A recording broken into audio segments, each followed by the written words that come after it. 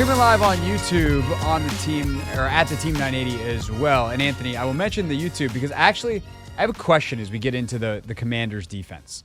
Do we consider there to be 4 returning starters or 5 returning starters on this unit from last year? And I know that might sound like a really silly question, but I was making the graphic that we put, because on the show, we're professionals. It's not just Anthony and I in boxes talking about sports. It's Anthony and I in boxes with the graphic below us, like a proper radio show that's being put on video. As we have the DC skyline in our graphic. It's very fancy. But I said only 4 starters remain from league worst 2023 unit because I'm not going to count Quan Martin as a returning starter. Where he's playing is not where he played last year, and he wasn't a starter for most of the season. And I don't know that he would have been had there been injuries. So of the 11 players that started and were primary starters for the Commanders last year, the only 4 that are still in their spots this year, as we take a look at the Commanders defense and how they're going to use all these guys from a schematic standpoint, what they're trying to accomplish, etc., are John Allen, Daron Payne, Emmanuel Forbes, Benjamin St-Juste. Every single other starter is different. Both edges, famously gone. The linebacking core, totally different. Starting safeties, Chin and Quan. Quan was a nickel last year, not a safety, even though he wound up playing a little bit of safety by the end of the year. But he's a full-time safety now, and he's the starter. He was never the starting safety last year. And guys like Derek Forrest and Percy Butler, who are now reserves. Jeremy Reeves, reserve. The corners, there's not even another corner on the roster that is a holdover from last year, if I'm remembering correctly. Because Kendall's gone, and they cut Castro Fields, and all the backups. Christian Holmes got cut a week into camp. Linebacker wise, Jamin's back, but he ain't playing linebacker anymore. And then on the D line, Big Phil's the only guy that's around. So it is, for a unit that was real bad, they sure turned it over, Ant. Which we can talk about the X's and O's in a second, but the old Jimmies and Joes are different Jimmies and different Joes. Yeah, you got a lot of work to do. But I think the revamped defense essentially, it's more so just, again, in response to how poor our roster was last year. But I think when it comes to, looking at the 4 starters that are returning, I think John and Daron, I think they have big seasons ahead. And we're going to talk about it later in the week. But when I think about players whose seasons or I guess seasons we should be monitoring, I think John and Daron are right up there. And I would really put John Allen ahead of Daron, to be honest, just because of I guess he's going to be going into a contract season. Yep. Super soon. And then also this is kind of a contract year for him. He's got no guaranteed money after this season. Exactly. And we know how that goes in the league. So I just think our eyes are going to be on, John, whether or not we keep him. Again, Adam Peters did say we have a couple of cornerstone pieces. Is John Allen one of those cornerstone pieces that we have? And defensively, I would love that, love it for that to be the case. But at the same token, John Allen, he wants to win. So that's also, something to be monitoring, whether or not he's willing to, continue to buy into what we have here, or, if he wants to look at it's going the right direction. Yeah. And it feels like it's only got a couple more years left, which is crazy because John's sound like he just signed his contract. Yeah. Or it just also feels like he just got drafted yesterday. That too. Not ready for John Allen old guy, but we're kind of a John Allen old guy. Relative to the rest of the roster, outside of obviously some of the vets they bring in, Zach and Bobby, etc. But it also feels like, John and Terry specifically have been guys that have had to be leaders and step up in ways that they weren't really prepared for, and be vets since the days they were drafted because they didn't do a good job of filling out the locker room with the right guys otherwise. And now you have guys legit gold jacket guy in Wagner and potential gold jacket guy in Ertz that have legitimate NFL experience far beyond anything John Allen and Terry McLaurin have ever experienced. And this is one of the first times in their careers that they can say that. They can look around the room and be like, oh, man, it's not all on me. I think it's interesting because when we did our most important commanders countdown, we put Duran ahead of John, and that gets into some of the scheme stuff.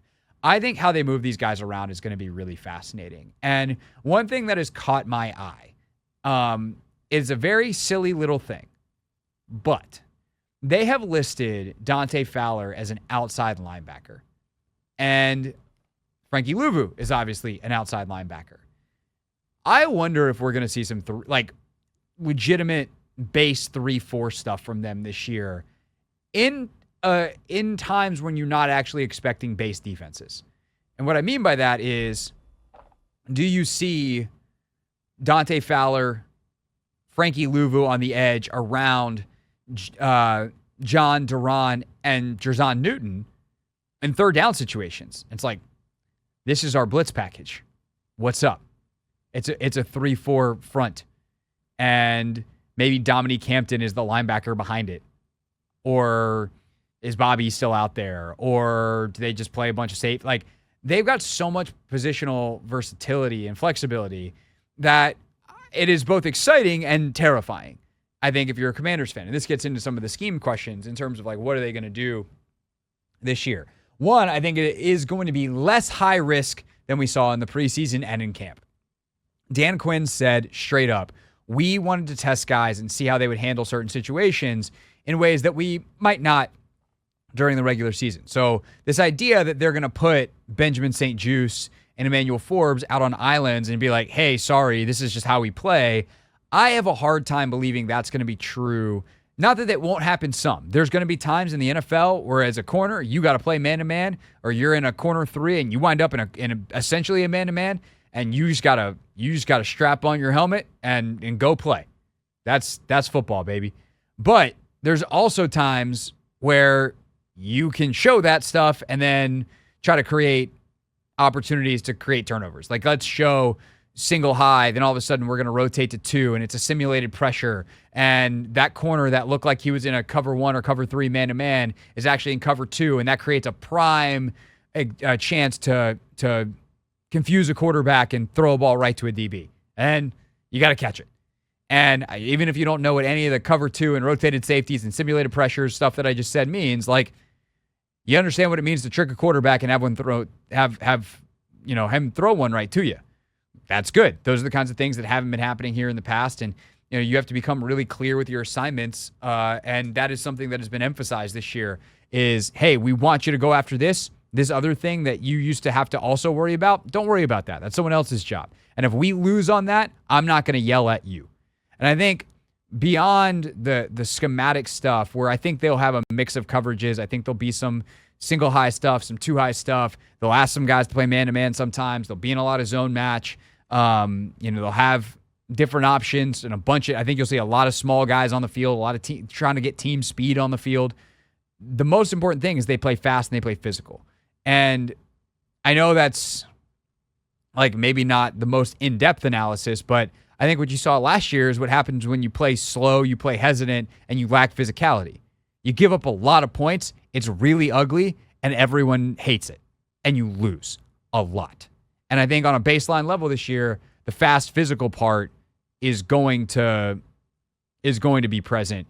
And then how they actually deploy those, all those different players, Anthony, that is going to evolve on a week-by-week basis. Yeah, I think the last point you just made sort of kind of answers the question I had, because they had 12 starters listed. I don't know if you peeped that. Well, because they had the 2 outside linebacker spots as a way to get Fowler on there, and then they had Sainer still listed, who I haven't even mentioned yet, but is going to, I think, be huge. God, by the way, I watched the Connor Stallions doc this weekend on Netflix, and we can talk about that another time, perhaps. I don't know when we're going to talk about it because our week is loaded getting ready for the games and the NFL to start. But the amount of times and big moments where Mike Sainer still is present for Michigan football last year, that dude is such a freaking baller. I cannot wait to watch him play. Mm-hmm. By the way, he switched to Diami's 2. Sainer still's back to 0 like he was at Michigan. Scary. And Mariota switched to 18. Who's 8? I don't know. Oh, Brian Robinson. Oh, yeah, B-Rob. So, yeah, he's 18. So That's that. But I think Sainer still, like, that's the other big question I have is how much does Sainer still play inside versus outside? Do they, when they're in base, what do they do with him? Is he coming off the field? Because he's physical enough to go fit runs. Like, he'll go melee somebody.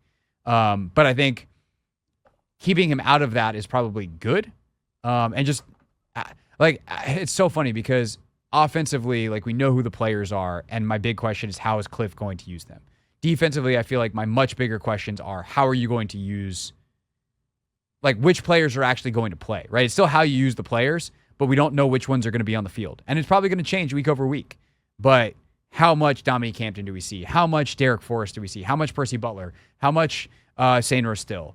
Like, how much Jamin? How much Javonte Jean-Baptiste? How much Dante Fowler? Where is Frankie Louvu lining up, snap in, snap out? So there's just a lot of questions. And I think it's going to be really interesting to watch. Joe Whitt Jr. put it together this year. Obviously, DQ will have some input as well, but they got smart dudes. And I don't want to say it's boom or bust, but it could boom, it could bust. Likely, it's going to be some mix in the middle where some guys will boom, some guys will bust, and then they'll address the ones that busted next offseason. This is the Hoffman Show on the Team 980 and the Odyssey app.